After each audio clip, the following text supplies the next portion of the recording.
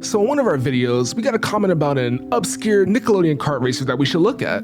You know, that sounds right up my alley, so of course I found a download and went to play it. It ran, well, I'll leave that for a video about Nickelodeon kart racers. The only thing you need to know right now is that I fixed the problem by getting a virtual machine, and it got me thinking, will this fix the Spongebob PC game, Operation Krabby Patty? Because if you recall from the Spongebob PC game video, I tried for hours to get Operation Krabby Patty working using different softwares, but my last two remaining brain cells decided to instead clash together, sparking a fire in which I'm sure they can work themselves out of. Link in the description or just click the screen. I could not get it to work to save my life. I ended up skipping it and just made assumptions about it by looking at some videos online. But I have seen the light of virtual machines and it actually does work. And with Battle for Bikini Bottom Rehydrated right around the corner, this is the perfect time to look at the rest of the SpongeBob PC games, or even more strange SpongeBob Squarepants PC games. Yeah, I like that.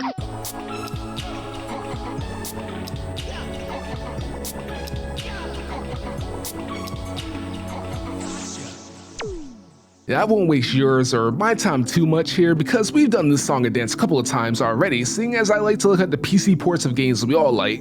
In this video, I'll be looking at 3 games this time: Operation Krabby Patty, Nighty Nightmare, and Clash of Triton. And these are the last SpongeBob games up until now that were released for the PC, so that's like a 9-year gap. Kids have been born and almost gone through elementary school in the time it took SpongeBob to get another game on the PC. So, did it leave on a good note? Nah, not really, but you'll find that out soon enough. Also, if you're wondering, there are a ton of SpongeBob browser games, but I wanted to keep this focus on the ones that have a little higher budget. I don't know, if you guys like this video enough, you know, like 100 views, then I'll go ahead and check out the browser games. Oh my God. Alright, so with all that out of the way, let's jump into the game that preceded all the other SpongeBob PC games, Operation Krabby Patty. If you watched our other video, you might remember that I said Operation Krabby Patty looked like another Battle for Bikini Bottom, and it basically is that, but smaller in scale. And that actually makes it a lot more tolerable. There's only 5 minigames and the game only takes around an hour to beat both sides, so it doesn't overstay its welcome.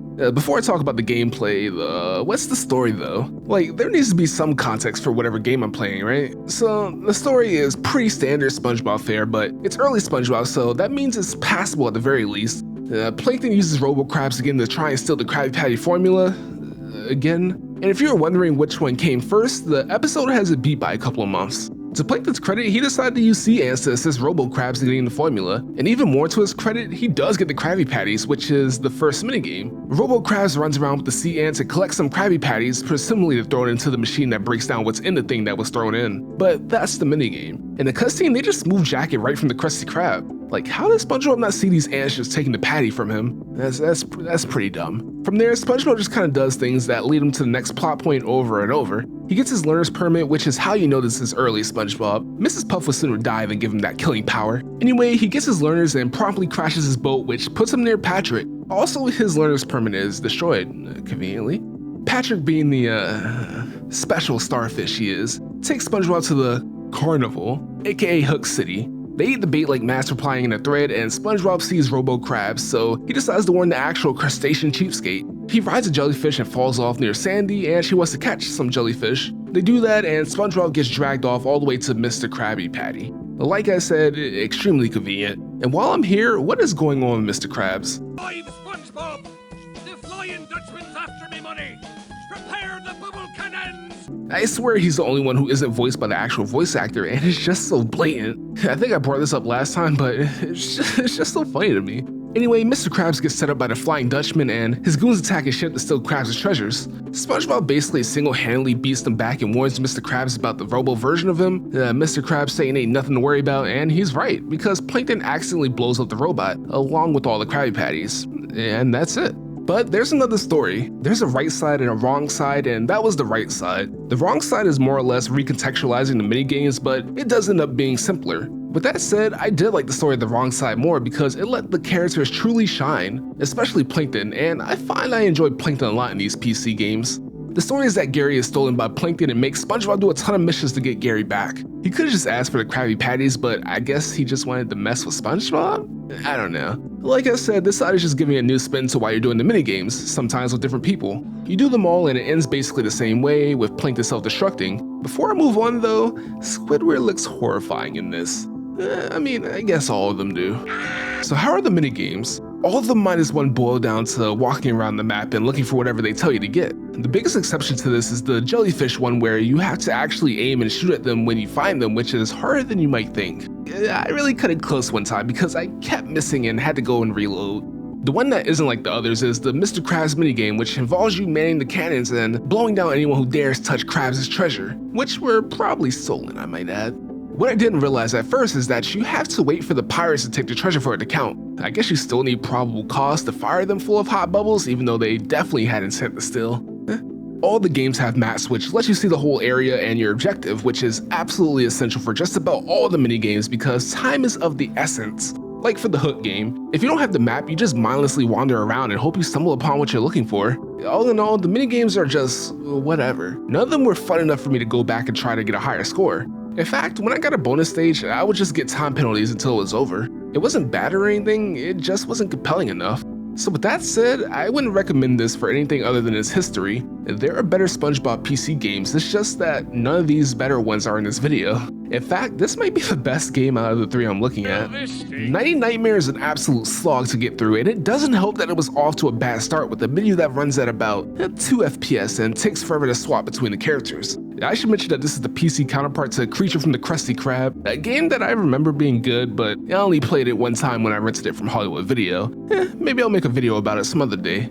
Immediately, you might notice that these games don't even look close to the same, though that's par for the course for these PC ports. But actually getting to the game, the story is about, you guessed it, nightmares. Basically, SpongeBob, Patrick, and Plankton all have dreams which suddenly change to nightmares.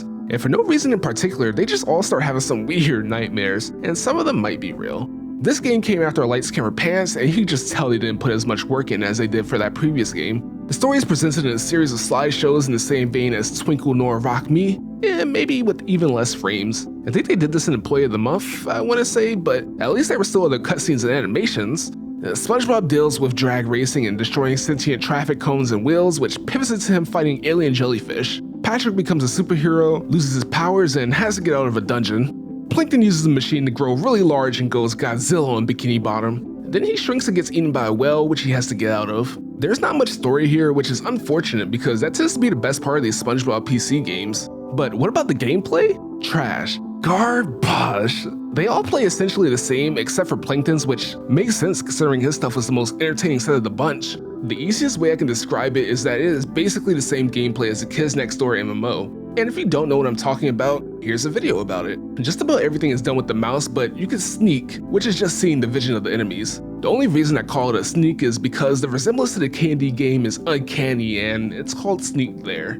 I'm not kidding either, even the health bars look the same. You can die, but it doesn't matter, you just get put a little bit back. But the health on the enemy stays the same, so you can just kinda kamikaze into them and win through sheer determination. For each character, the levels are split between the dream levels and the infinitely worse labyrinths of hell. The dreams are whatever, but the nightmares are just awful. It's a sprawling maze littered with enemies and it seems to go on forever. It's especially bad in SpongeBob's one because he can't fight back until you make it through the maze, and then you backtrack and hope you didn't miss anything. Patrick is essentially the same, except he can actually fight. Plankton though, his dream is a top-down Rampage clone. It's actually pretty fun, especially dodging around shots and shooting lasers at the buildings. It's mindless and I wasn't worried about losing, which probably helped out in the enjoyment department. Moving on to his dungeon, it's the same annoying maze, but you get other Planktons, turning his combat into like a Pikmin clone. You can send them out and recall them before they die. It's like I'm playing StarCraft or something. Yeah, I didn't do that though, so they just kinda But that's about it for the gameplay. There really isn't much to see here. It felt like an afterthought to tackle into Creature from the Deep. Wait, holy crap, I forgot about the shoot 'em up section. Oh, it's so bad I wiped it from my memory.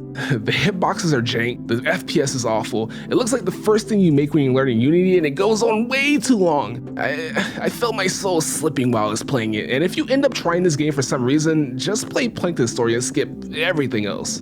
And I'll be honest with you, I did not spend a lot of time with Clash of Tritons, so this part might be a bit shorter than the rest, but there's a good reason. It feels a lot like a game that you will find on Nick.com, and you can't get me to believe that people pay money for it. No, that's not right. It's a game from a website you will pay money for to get all the levels and other costumes. Ugh. Actually, there is a web game also called Clash of Triton. They're about the same quality. Well, maybe the web version is a little better. The story is that Triton is wild and Spongebob and Patrick get blessed with tridents to fight Triton and fix the mess that Triton made of Bikini Bottom. Triton. This is all told with a comic strip approach, a poorly drawn one I might add. Oh my god, it is that. Also, for some reason, Perch Perkins the reporter is the only one that has voice lines and is the narrator for the game. I have no idea why. As for the gameplay, if the Plank the Dream level is a top-down Rampage, this is just Rampage, the OG one. And still not as good. You get a timer and have to undestroy all the buildings. There are some enemies that will try to stop you, but it's whatever when you can just jump all the time. You can charge your attack and the level you're at changes the area of effect, so just charge it to the max every time. Though sometimes it'll eat your charges and there's no real indication. The controls also just feel pretty bad. Like, the charging thing I already said, but jumping feels awful too, and that's not even mentioning getting up and down the buildings. It really does feel like the original Rampage with like, no improvements. There's also an upgrade system where you can improve your stats. None of them really matter except for the super because that determines what level of charge you get. They don't really explain it that well though. Like SpongeBob's max charge move can only be used at the top of a building, and I found that out by accident. One thing I do like though is that SpongeBob and Patrick each get 4 costumes, each with their own upgrades so you could try out different builds and playstyles. I didn't, but the option is there. And that's really the meat and potatoes of the game. There are bosses, but they're nothing too bad, and as you move on, they add more and more things. There's like 25 levels so you can get your fix if you really need it. All in all, it's a pretty harmless game. It's not offensively bad like 90 Nightmares nightmare levels, and funnily enough, this probably has the best gameplay out of the 3. But I think that's where I'm going to call it. This set of games were not nearly as good as the ones in the other video, but that's fine because these are the PC ports, not the really good console games. And now with Rehydrated just about out, we can hopefully add one more good game to that list, and maybe this means that there will be more games on the way? Hopefully. What do you think of the video? If you enjoyed it, be sure to like and subscribe because it really does help a lot. Are there any other PC ports or just weird games we should look at? Be sure to leave it in the comments. It might not always seem like it, but I do read them. I know I have some of the Harry Potter PC games to look at and the Nickelodeon kart racers, but I'm always looking for more. For now though, before you watch Double Sweet make a Krabby Patty, have a good day.